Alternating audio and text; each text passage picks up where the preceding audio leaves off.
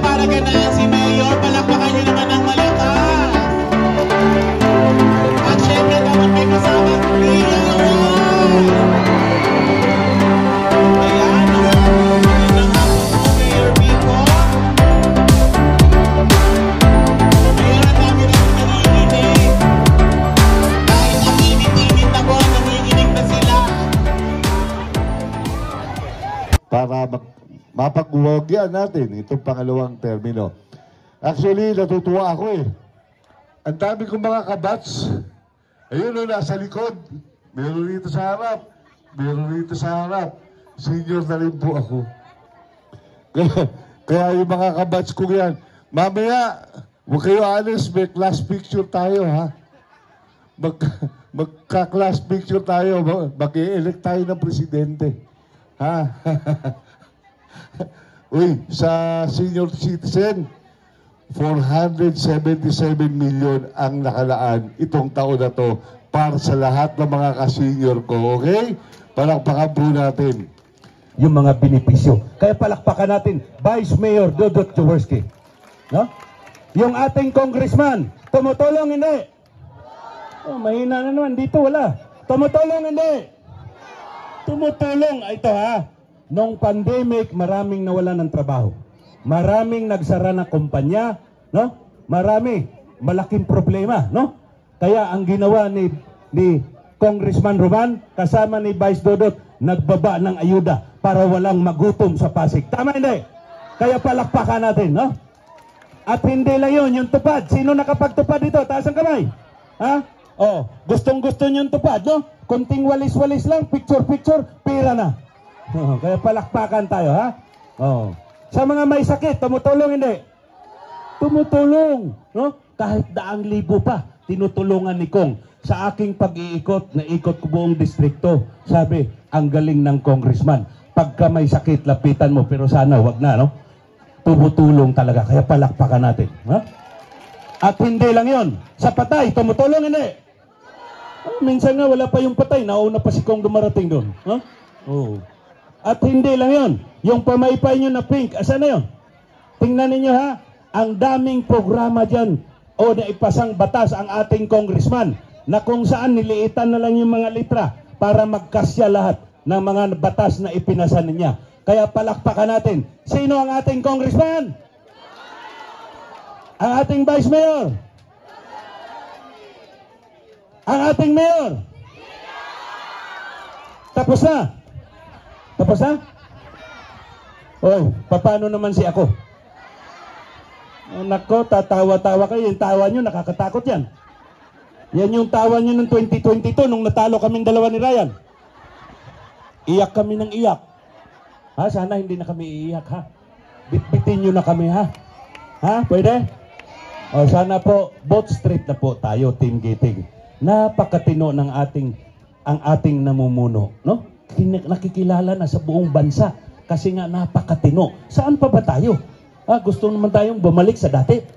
Oh, sige. Palakpakan tayo. Number 13 sa balota. Magandang hapon po, Pinagbuhatan.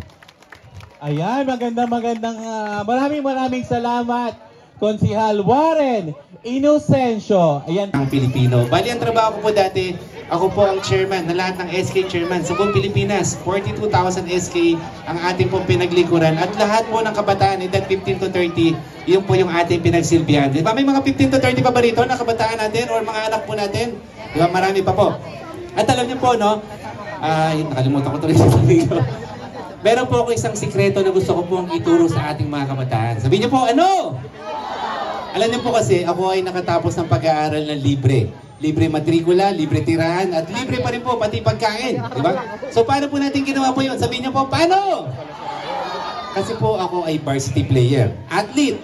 Diba? Naglaro po ako ng NCAA tsaka UAP nung college days po natin. Na yun din po sana ang gusto ko pong ituro sa mga kabataan katulad po nila. Natuto na iba't ibang sports, makita yung skills, yung potential, para pagdating po ng araw, ay alam niyo na po, minsan nangangarap po yung ating mga kabataan makapag-aral sa Lasal Ateneo, pero gagawin po natin itong posible dahil sa ginawa po natin, na-practicing po natin yung ating mga kabataan para makapag-aral din po sila ng libre. Pero nyo, libre matrikula, tirahan, pagkain, at isa na lang po ang inyong po problemahin. pag sila po ay nakapagtapos ng pag-aaral, sabihin niyo po, ano? Yung susutin nyo lang sa graduation, di ba? Wala na po kayong paproblemahin. At alam niyo po, meron po akong isang task na napaka-importante na assignment ko po kay Mayor Vico pag tayo po inuupo bilang konsehal po dito sa ating lungsod. Sabihin niyo po, ano? Sino po ba ang gusto magkaroon ng trabaho dito? Taas ang kamay. Ang dami. Alam niyo po, kahit sa mga senior citizen po, no? Alam niyo po, merong memorandum of agreement na ginawa ang ating city government na kung po pwede po yung ating mga senior citizen ay matanggap din po sa mga trabaho, lalo na po sa mga fast food chain, di ba? Yung mga McDo, Jollibee, Shakey's, at iba-iba pa. Alam niyo po, sa ibang bansa, nakita naman po natin na may mga senior citizen po tayo sa Japan, sa Amerika, sa Singapore. Marami pa po tayo nakikita mga senior citizen na nagtatrabaho po doon. At alam niyo po, ang ating city ay talaga naman pong maraming mga negosyo po na po pwede po mapasukan ng ating mga kababayan, yung ating mga senior citizen, mga PWD, at mabawasan po natin ang unemployed dito po sa ating lungsod. Para pag susunod po, nagpa-meeting po kami, halos baka wala nang umaten sa meeting po namin dahil lahat po kayo ay may trabaho na, di ba? Pero syempre, mabigat pa po yun at importante lang po ay mabawasan po natin ng unti-unti ang unemployment po dito sa ating lungsod. Di ba? Okay mo ba sa atin? Di ba? Alam niyo na po tayo ay kilala bilang tulay ng pag-asa. Alam niyo ba tayo tinawag na tulay ng pag-asa? Sabi niyo po, bakit? Di ba? Alam niyo po sa barangay Pinagbuhatan din po, no? Sa Ilugin area, malapit na po sa inyo. Di ba? Alam niyo po, merong isang area po doon. 40 years na problema po nila na bilhin niyo po, bago po sila makalabas ng bahay, kailangan po nilang sumakay ng bangka. Araw-araw, bilhin niyo po mga senior citizen. Bago po pag may mga flood, may mga kumari, may lulutuin lang po kayo na nakalimutan niyo po yung sangkap. Bilhin niyo po, mawawalan ng lasa yung inyong lulutuin kung hindi po kayo makabili ng parang magic sarap, di ba ba? Alam niyo po, pagbalik ko po doon, sabi ko, pagbalik ko po, lalagyan ko po kayo ng tulay. Pag kayo po ba sinabi ko, lalagyan ko kayo ng tulay, maniniwala po kayo? Opo.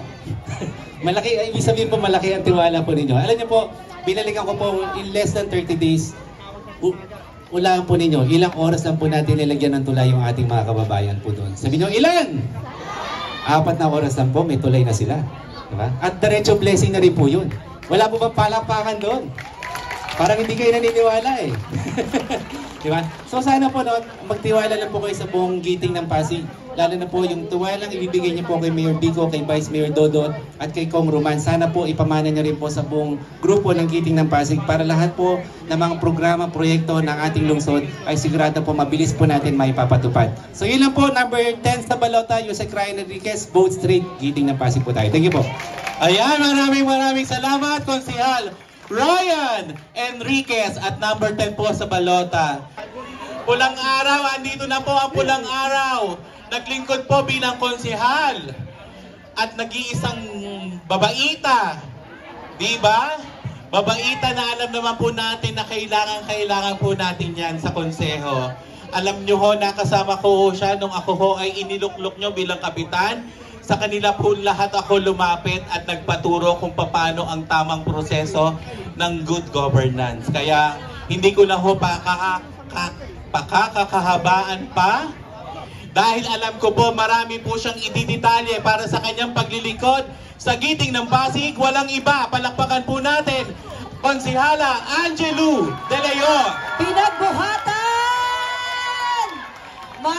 Maraming salamat sa mainit ninyong pagtanggap sa buong giting ng Pasig at nakakatuwa po ang suporta at tulong nyo. Maraming salamat. At hihingin ko na rin itong pagkakataon na ito na magpasalamat rin. Dahil noong 2022 po ako po pinanalo nyo bilang konsehal. Maraming salamat po. At ngayon, darating na ho ang eleksyon. Alam niyo ba, 12 days na lang, eleksyon na. Excited na ba kayo? Alam niyo na ba kung sino iboboto ninyo? Yan. Alam ko, marami rin akong kabatchmate dito. Sabi nga, kanina, pulang araw, sabi ni Cap, maraming salamat. At syempre, 10 ng kanyang kagawad. Maraming salamat. Sino dito yung nanonood ng pulang araw? Ayan. So, kilala niyo si Carmela Borromeo.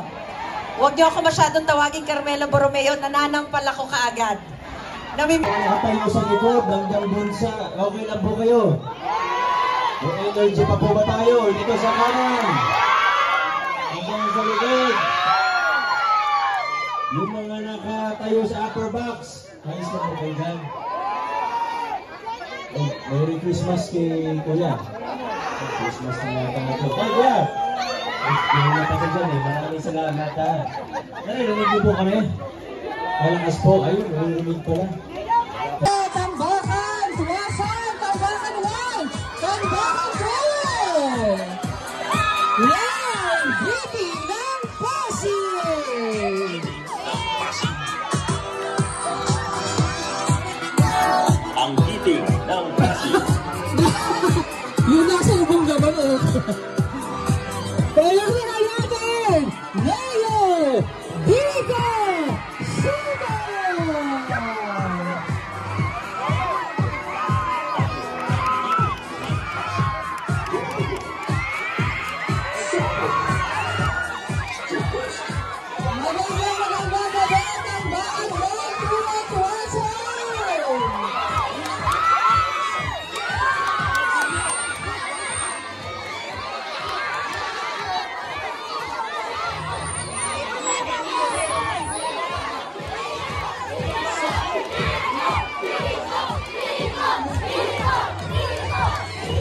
Okay, kalmalang tayo mga mahal ko. At syempre kasama natin ang ating mga giting na konsyal. Ayan, o. Kompleto na po ang buong giting ng Pasig. Kalmala tayo mga mahal. Okay na ulit tayo tulad nga ng sinabi ko sa inyo. Di ba? Yung doon naman, di ba, nakita natin, ayaw magsilabit sa atin. Nakatayo lang. Yung ilang upuan natin, nababakante pa. Di ba, Mayor? Kung tayo'y, tatalo pa lang ang dala natin nun. Si Mayor Vico at si Congressman Juan Romulo. Tiga lang.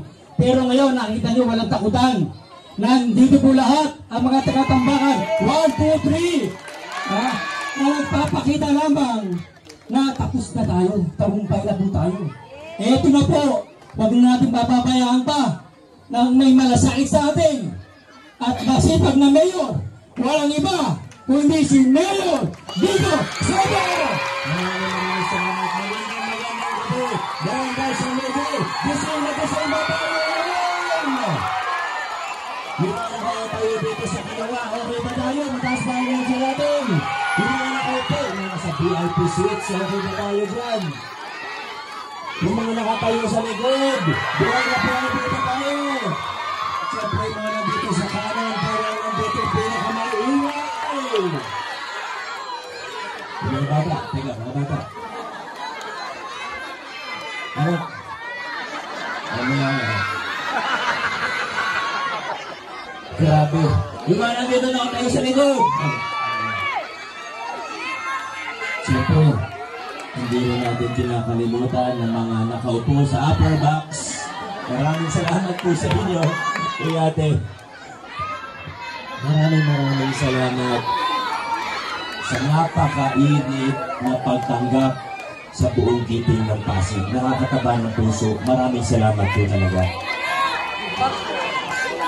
Talagang naman nakasulat yan sa mga signing nyo.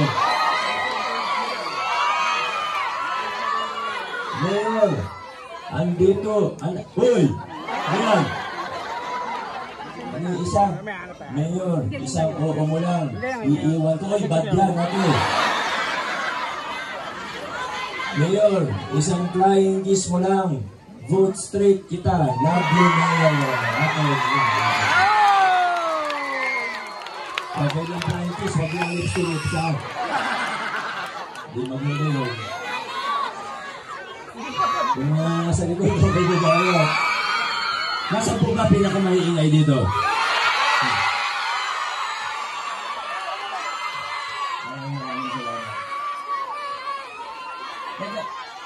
Anak, sabi ko sandali niya lang.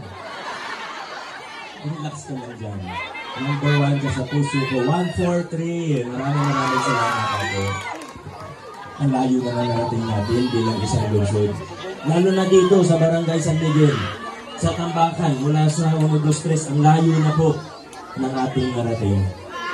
Alam nyo nung 2019, kaya nga nasabi ni Kap, kung hindi po ako nagkakamali ang pwesto po namin nakaharap pa ganun. Naalala niyo po yun? Diba? Okay. Pero kaya nasabi ni Kap Mami, konti lang tayo. Hindi dahil sa ayaw natin ang pagbabago ng 2019, pero may konting kaba ang marami sa atin ng mga panahon na yun. Dahil totoo naman na nung mga panahon na yun, usong-uso pa po yung takutan. Usong-uso pa po yung pananakot. Pero ngayon, fast forward tayo ng konti. Kinalimutan na natin yung sistema ng takutan. Inaayawan na natin yung sistema ng palakasan. Naglilinis tayo ng ating pamahalaan. Gumaganda ang mga proseso ng ating gobyerno, lalo na sa lokal. Tinataguyod na natin ang mga prinsipyo ng mabuting pamamahala at pinapakita natin na sa lungsod ng Pasig, gaya ng sa simbolo ng pamaskong handog natin, pantay-pantay ang bawat isang Pasigenyo sa mata ng ating gobyerno. Kaya sa atin dito, nasa 3 dekada, mahigit pa, at sa 4 na dekada na. Marami pong, parang puro mga bata yung kausap ko dito. Meron po ba dito yung mga original po dito? Yung mga nauna. Parang mabata nyo pa, parang mali original dito ah. Madilim na kasi ano, kaya hindi ko na kayo masyadong nakita. Meron po ba dito mga senior na? Senior high school na po kayo ngayon. Ha? Ano ba? Niloko niya ako na yan. Senior citizen. Ayun, senior citizen. Ayan. Senior citizen na kayo yung mga nauna dito. Opo. Marami sa inyo. Kanuhin ko niyo sa akin kung yung mga pinagdaanan ninyo. Eh, sabihin ko na po, yung mga panahon na yun, nagsisimula po ang laban ninyo dito, hindi pa ako pinapanganak. Alam niyo naman po, 1970s, hindi pa magkakilala si Big at Cole noon. Alam niyo naman, pinanganak ako 1989. 1989 po ako pinanganak. Opo, 35 years old po ako sasabihin. Nung lalo ko bilang mayor, tinignan natin yung problema dito. Nag-isip kami, paano kaya kasama si Congressman Roman Romulo? Sa Congressman, hindi na siguro kailangan mag-isip ng mahaba pa, di ba? Congressman natin, talaga nagtatrabaho. Congressman Roman Romulo po yan, ha? Kasama si Congressman, nag-isip kami ng 2019, ano ba yung pwede natin gawin? So, medyo nag-research tayo, tinignan natin yung mga papeles sa lupa. Kasama ko na rin si Kap Manny noon. Isa sa mga iilan na tumindig kasama natin, si Kap Manny Alba. Kap Manny, maraming salamat. Usap kami. Ano ba yung history? Alam ko. Yung iba sa inyo, na-interview ko po, alam niyo yan. Umiilan sa inyo. Nag-meeting, ganyan. Hinanap ko sino yung nakabili, yung huling nakabili ng lupa. Alam niyo, medyo iba-iba rin yung kwento. 1, 2, 3, hindi naman pare-pareho yung kwento. Pero, pwede sana, alam nyo, ito, usapang prangkahan, okay lang naman po sa inyo yun, di ba? Usapang prangkahan. Huwag na tayo dun sa bula-bulahan. Kaya yung iba naman magbula, tayo, itong usapan tayo, ha? 2019, sa totoo lang, pwede naman na, hayaan na lang. Okay na, sige, okay na po yan. Kung ano na lang maitulong, kung anong serbisyo. Pagdating sa usaping tungkol sa lupa, alam mo, usaping panlupa, masakit sa ulo. Alam niyo po yan, totoo po. So pwede sana, sige, huwag na lang. Basta pagbili tayo tulong, gawa tayo ng servisyo, sige, okay po. Pero pinili po natin na maghanap ng solusyon sa matagal na nating problema rito. Naabutan tayo ng pandemya, naintindihan niyo naman po siguro yun. Alam niyo naman, di tayo nagpabaya ng panahon ng pandemya. Lahat ang pwedeng gawin ng panahon ng pandemya, ginawa po natin. Diba tayo nga yung, di naman sa nagayabang talog yung mga Pasigenyo, pero alam niyo naman po yung mga ginawa natin sa Pasig yung panahon ng pandemya, pati yung 8,000 na supplemental SAP kada pamilya, di ba? Ginawa po natin yan dito sa Pasig. Nung medyo maluwag na yung lockdown, ito na po. Sa pinakamalaking bahagi po, yung nakabili ng lote, hinanak natin kung sino may ari. At dinouble check natin kasi may mga ibang nag-claim. Meron pang iba, huwag na natin pangalanan, pero baka alam niyo rin naman, sinusubukan bilhin ito. Hindi mo naman alam kung bakit, anong gagawin niya sa lupa. ayoko na pong sabihin yung gano'n. Pero siguro kung nag-iisip tayo, alam naman natin talaga kung bakit. Ba't mo bibilihin to? Di ba kung ikaw ay private individual, bakit mo bibilihin to? Anong dahilan? Nilabanan natin yan. Hindi naging madali yung proseso. May sumusubok na guluhin yung negosasyon, yung usapan, ginugulo pati yung papeles. Noong 2022, bumalik po kami dito, may konting update po kami, pero hindi pa tapos ang usapan. Nung nagkaroon kami ng meeting dito, noong 2022, alam niyo naman po, hindi ako mahilig marakit. Ang mga kandidato, parang din sa kwento ni Kong Roman, ang politiko kasi, ang pinakamadaling gawin ng isang politiko, yung mangako at mangako. Kasi parang mangako ka, laway lang ang puhunan mo. Kaya mong sabihin ng kahit ano eh. Pwede ako magpatayo ng ganito, magpapagawa ako ng ganyan, dodoblihin ko yung ganito, titriplihin ko yung ganyan. Dami natin naririnig, di ba? Pinapangako sa atin, langit at lupa.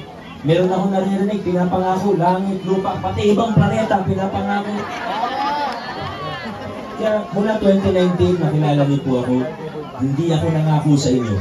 Hindi ako nangako na ayusin yung lupa. Hindi ako nangako na mag-develop tayo dito, na mag-upgrading tayo. Hindi ako nangako ng kahit ano. Pero sa isip ko at sa puso ko, meron akong sinabi sa sarili ko na hindi ninyo alam. Ito nakwento ko nung nakaraan dito, nung kasama namin yung puso. Pero baka hindi pa po narinig ng iba. Sinabi ko sa sarili ko, 2022 po ito, campaign period, na kung mabibigyan ako ng pagkakataon na second term, hindi ako babalik sa tambakan hanggat hindi ko naayos ang problema sa lupa. Kaya nung nakaraan, sobrang saya ko po. Nung di ba may stage tayo dito, naalala niyo po, kasama mga staff natin sa Urban Settlement Office sa Puso. Kasama rin si Gorman, si Vice Mayor Dodot. Siyempre tumulong rin po sila para maging posible ang lahat ng ito. Tuwang-tuwa po ako nung araw na yun. Kasi nakabalik na po ako sa inyong lugar. Dahil naayos na po ang dekado natin problema sa lupa. Kaya kami sa Giting ng Pasig, ngayong 2025, ganun pa rin po. Hindi kami mangangako ng kahit ano. Mas lalo na hindi langit at lupa. Pero yung lupa, hindi na kailangan ipangako kasi nagawa na po yan. May mga proseso pa po tayong dadaanan. Yung mga kailangan pa tayong ayusin, yung may ibang maliliit na lote na kailangan pa natin ayusin. Pero yung malaking bahagi, medyo okay na po eh. Nasa lokal na pamahalaan na. Kaya sigurado po, ano man yung gagawin natin, wala na po ibang makikinabang dyan, kundi kayo rin po mismo. Kasi ang iniisip natin, tandaan po natin at sana pare-pareho tayo ng pag-iisip dito, pare-pareho tayo nagkakaintindihan tayo dito. Kung ano man ang gagawin natin, ang iniisip lang natin, higit sa lahat, itong mga kabataan na ito. Gusto natin nalalaki sila sa isang magandang environment. Gusto natin nalalaki sila na malapit sa school, may serbisyong pangkalusugan, may paglalaroan sila na maayos na playground, may basketball court na maayos. Man po. May isa na lang akong problema, kaya wala pa tayong pero una sa lahat, higit sa lahat, safe na po tayo dito. Yan naman po yung number one. Wala nang ibang mag-i-interest pa, hindi na pag-i-interesan ng ibang tao ang lupa nyo. Sa inyo na po ito. Inyo na po ito. Hindi na pa ako, hindi na natin yan. Pero, kukunin ko na rin yung pagkakataon na ito, hindi lang para para makausap kayo ng heart to heart, ika na sana patuloy tayong makipag-ugnayan sa puso at sama ang inyong mga yung samahan dito ng mga asosasyon para maano po natin kung ano ba talaga yung magandang gawin. Kasi kailangan natin mag-redevelop, kailangan natin i-upgrade ang lugar na ito. Maayos na kalsada, yun nga po, yung kailangan yung mga bata, at maayos na tahanan para sa bawat isa. Yun naman po ang nasa puso natin na gawin dito sa pagbakat sa barangay sa Pilipinas. Pero huwag kayong mag-alala, walang gagawin na agad-agad. Ipapakita muna namin sa inyo. Yan naman ang sabi ko sa inyo, diba nung nandito po kami nung nakaraan. Wala tayong gagawin na hindi niyo gusto. At kailangan maayos yung pagpaplano natin. Pero sa totoo lang po, kaya binabanggit ko, hindi ko naman hindi na muna ikwento ito ngayon. Pero kaya ako na ikukwento ngayon, kasi sa totoo lang, excited po ako para sa inyo. Excited po ako lalo para sa mga kabataan natin. Kaya magtulungan po tayo, magkaisa po tayo. At sana ngayon 2012, isa po ang direksyon natin. Hindi lang sa San Miguel, pero sa buong lungsod ng Pasig. At yung kwento po natin dito sa San Miguel, sa totoo, ito rin po ang kwento natin sa buong lungsod ng Pasig. Hindi lang po sa palupa, pero kahit sa mga ibang programa, sa ibang serbisyo, sa ibang larangan. Ito na po yung ginagawa natin sa ating lungsod. Sa libo-libong problema ng isang syudad, hindi ko naman po sinasabi na kaya kong solusyonan lahat. Pero siguro kaya kong ipagmalaki o kaya kong maging proud na mula nung naupo ako hanggang ngayon, hindi man naresolbahan pa lahat ng problema, pero mas konti na po, nabawasan naman kahit paano ang problema kumpara sa nung nag-umpisa tayo. Marami na tayong nagawa. Pero 2022, mas bumilis pa ang takbo ng ating gobyerno. Kasama na dyan, natapos yung pandemic, pero yung pinakamalaking dahilan ay dahil nagkaroon tayo ng mas maraming kasama, nakaprinsipyo, kadireksyon po natin. Sana ngayong 2025, kumpleto po tayo. Sana ngayong 25, ipakita po natin na yung mga laos na style ng mga makalumang politika, traditional na politika, hindi na uso sa lungsod ng Pasig.